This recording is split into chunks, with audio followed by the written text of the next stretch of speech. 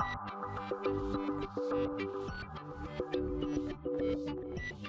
and welcome to my playhouse, and today we have a video that is sponsored by Timeusb. It's Time and it's USB.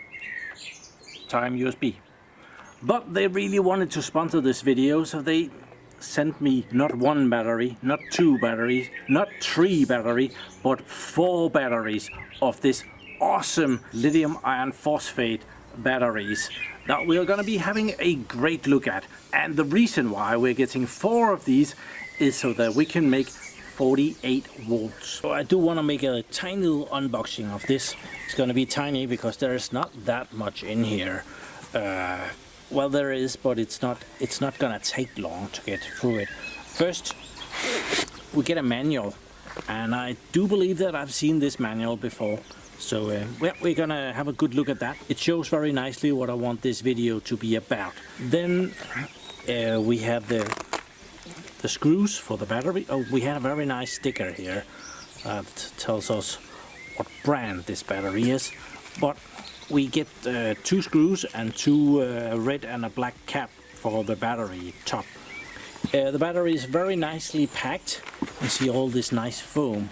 Good 2 centimeters in all directions. I haven't actually measured, but isn't that about 2 centimeters? Then we have the battery in here. It's in a plastic bag, so if the box should become wet, the battery will still have kept dry, because, well, the box might get water, but the battery is protected in a plastic bag. It's not stupid at all. So. And also there's of course foam in the bottom of it. And here we have another one of these small awesome batteries. As you can see, it's a Pro. I don't think they have like a non-Pro, but yeah, it's a Pro.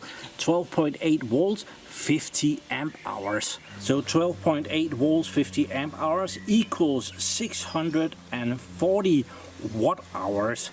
So you get that. It weighs 11.2 pounds, so that is just about 5 kilograms-ish. Total usable capacity is 50 amp hours.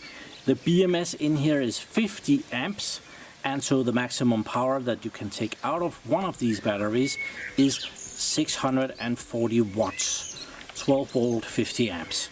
Operating temperature, when you charge it, you have to charge it at over freezing temperature. The charging is good from about 0 degrees to 50 degrees is where you should stay at. The discharging when you're using the battery is a little bit better. You can discharge it from minus 20 degrees and to 60 degrees Celsius, and as you can see, the temperature range is about 30 degrees more than the charging ones. The water protection class is what they call that IP65. The battery life is about 10 years. The warranty on the battery is about 5 years. They claim that you can charge and discharge this battery 4,000 times. As long as you don't use more than 80% of the power on it. That is something like 11 years where you every day charge and discharge the battery. So let's have a look at this manual. These batteries came from a warehouse in Germany. So it makes sense that they send us a manual in German. It's this one. We are not going to be looking too much at that because my German is not that good. Ich bin nicht sehr gut auf Deutsch. Entschuldigung. So we're going to be looking at the British or American English one, which is this one. It says about the same thing, 50 amp BMS and 12.8 volts, 50 amp Pro. And yeah, we can go through it. It tells us the dimensions of the screw terminals. This is actually important if you want to mount your batteries to something. It says M8. That means that the hole that the screw goes through is 8 millimeters. Or they call it 5/16. Not used to those American ones. We also get the dimensions of the battery, so it's 166 millimeters times 198 times 170 millimeters. Also available in inches. And we get the info up here that the charging voltage is 14.4 volts. That is nice to know. 10 amps recommended. It usually can do a lot more than 10 amps, but it's recommended to charge it with 10 amps. I hope this is kind of common knowledge, but you might have a nice electric car and it can speed charge in 30 minutes. Be aware that that is not good for the battery in the car. If you can charge it overnight, that is way better. So charge your stuff slowly if you can and have the time for it, and only charge things very quickly if you are in really need of that. Otherwise, it's way better to charge it slowly. Things will last a lot longer if you do that. It's just like the car. If it might be able to run 250 kilometers an hour, don't do that. Most of the time it's illegal and it's not good for the car either. And just to come back to this, they also says that the maximum continuous discharge is 50 amps, and that's 640 watts. Oh, it actually says here that it can maximum discharge current for 5 seconds is 100 amps, so it can peak at double. Shouldn't do that too much. So yeah, and there's a lot of other brilliant information in the manual here. We get some very nice charging and discharging curves. We get some cable recommendations. So if we are going to be drawing 50 amps, we need 8mm cables, and so on and so forth. And here we get to some of the stuff that I wanted to talk about. Serial connection and parallel connection, and this is why I wanted 4 batteries. Plus I have a use for these batteries where I needed smaller ones and not a large one. So let's talk about serial connections and parallel connection. When you're dealing with batteries like these, you can see that these are 12.8 volts. So we have one battery here, and it's 12.8 volt. We have another one, that one. I should have picked the other way around, but another 12.8 volts. If we parallel this, all of these batteries, they have 2 terminals. They have a plus and a minus on top of here. I'm not good enough to draw all of this nice labeling, so it's gonna be a little bit more simple than that. So we have a black and a red connector up here, just like the plastic caps that comes for these. And if we look up here on top of them, we will also see that one of them is red and one of them is black, and that corresponds with plus and minus. So black is minus and red is plus. I'm going to be drawing the same thing. That means that if I take my multimeter and I measure across here and here, I get those approximately 12.8 volts. This is the nominal voltage. So the battery, if it's totally full, it might be higher than that, and if it's not full and close to depleted, it might be lower than that.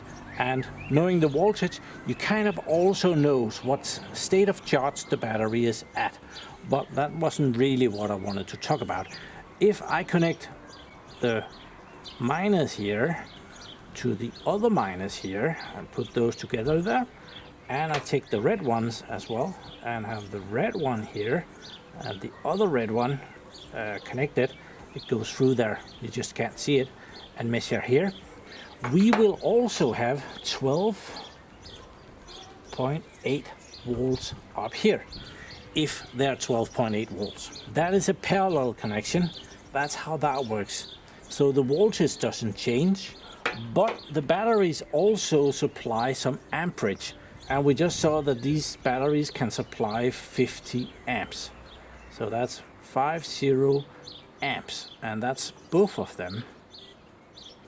So we have 50 amps here and we have 50 amps here. And that actually, when we have 2 batteries in parallel, that goes up.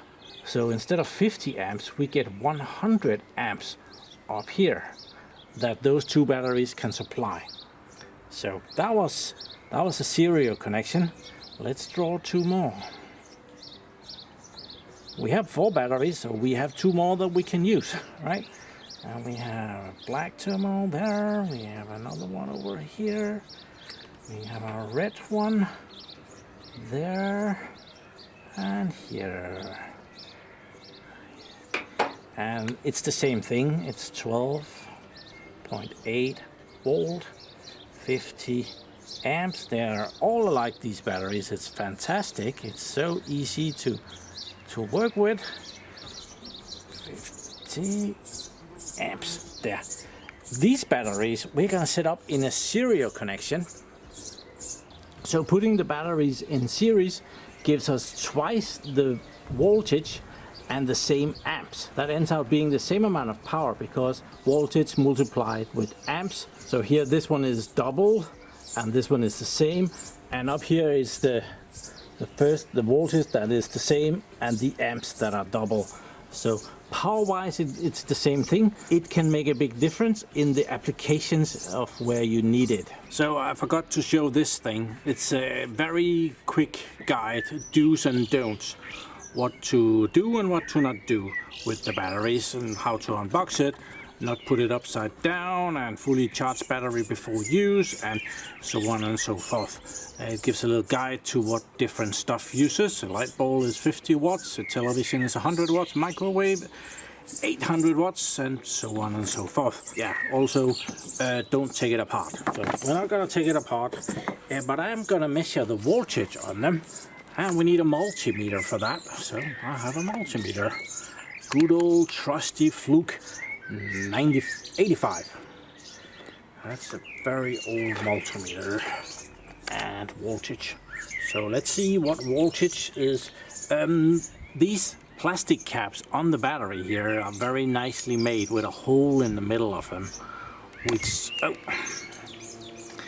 makes it possible to actually put your multimeter down through it without removing the plastic cap, which is very nice. So let's just take the middle one here and see the voltage, and it says 13.18.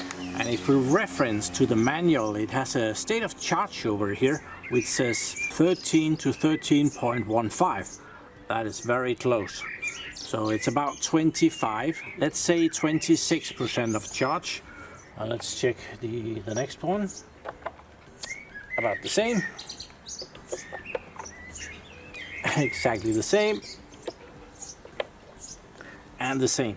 So all of these batteries at about 26% charge, probably 25. So they charge them up a little bit, and it's very good to have batteries sitting that is not fully charged.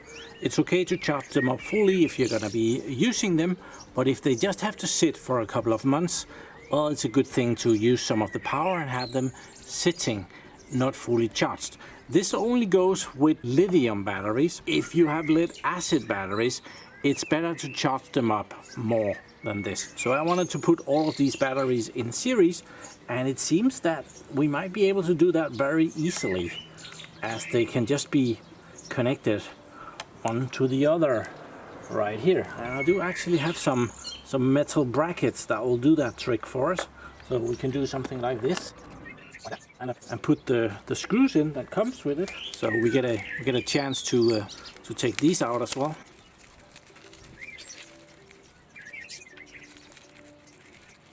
The hardware, and we can just put those in.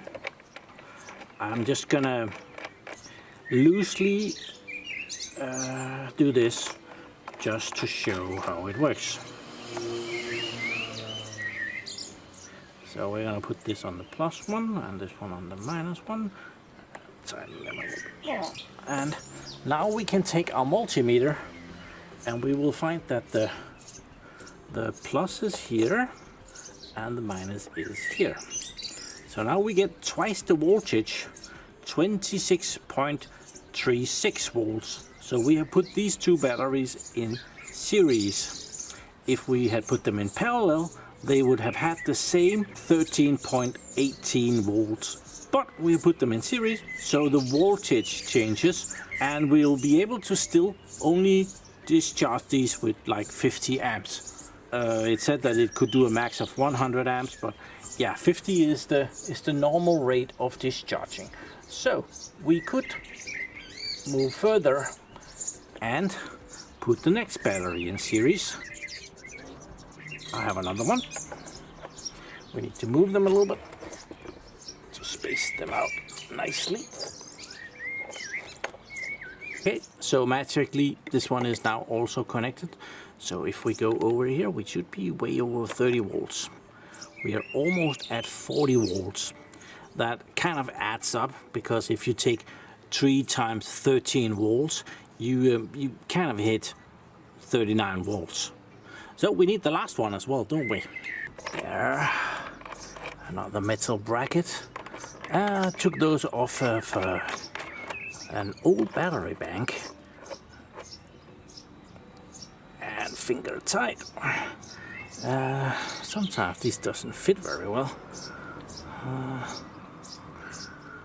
This one came popping off.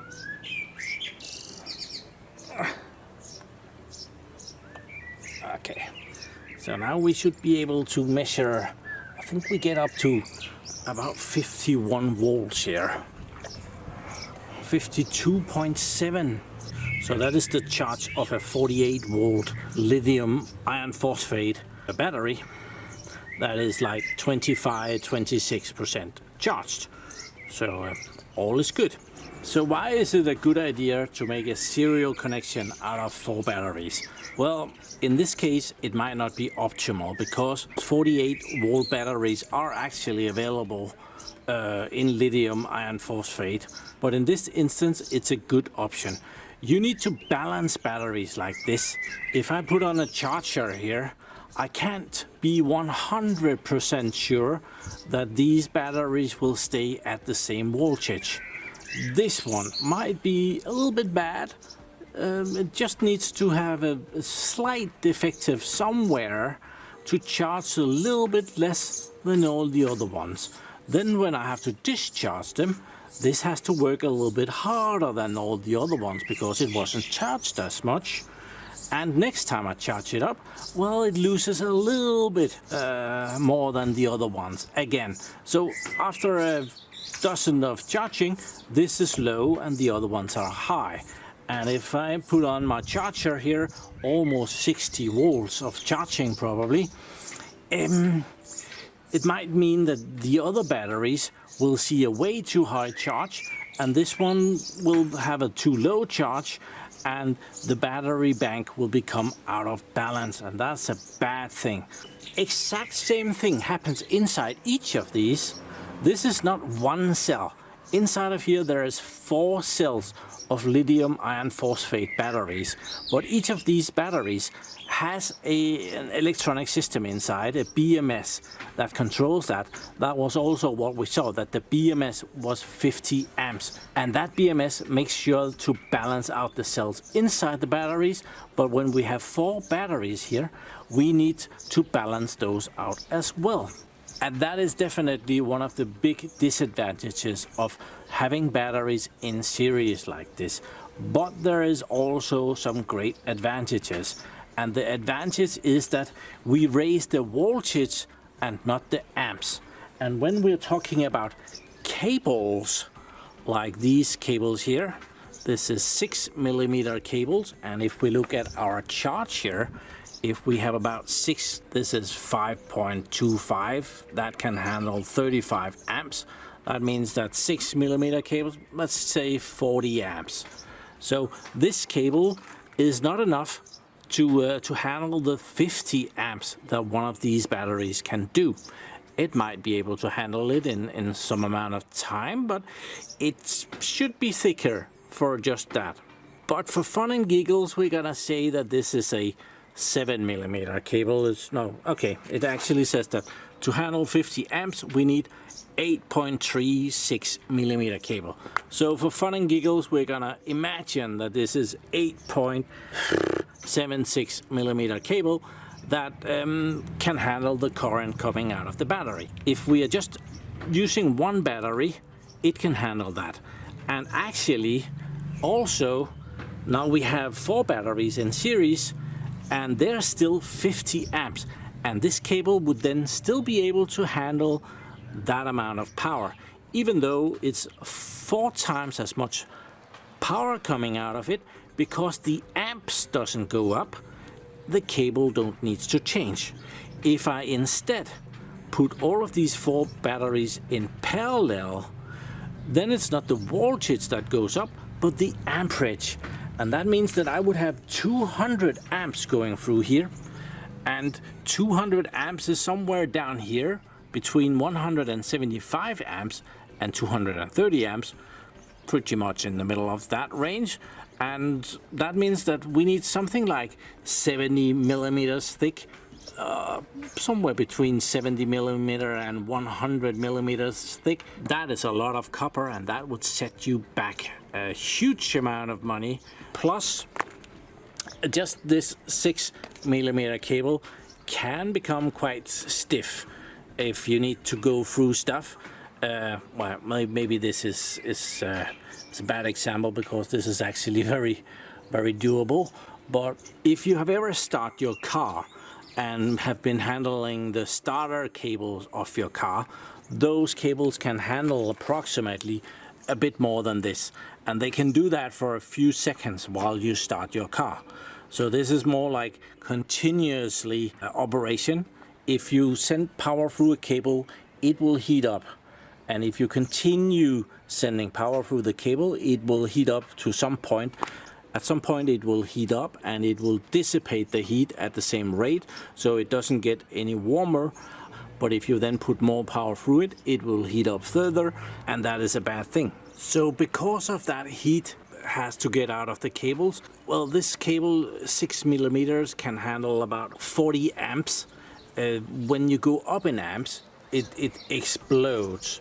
So if we put 3 of these batteries in parallel, they would be able to supply 150 amps.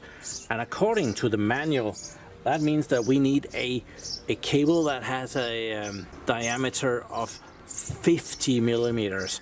And I have such a cable. It's right here. It doesn't look like much on camera, but it's pretty thick.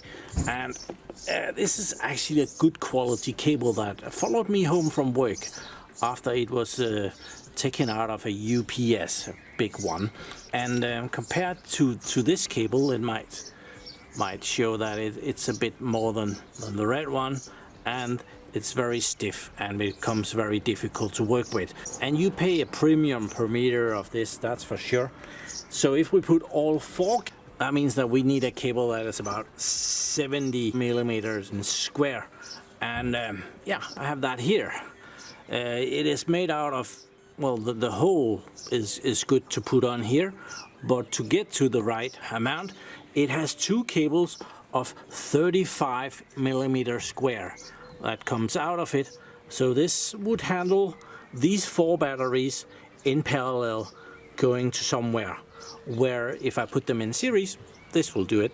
And that will very quickly become a very big saving, because it's not only the cable going from the batteries and to whatever it's gonna power that needs to be that, but also what's in the other end. If I put these in parallel, it's gonna be a 12-volt device in the other end.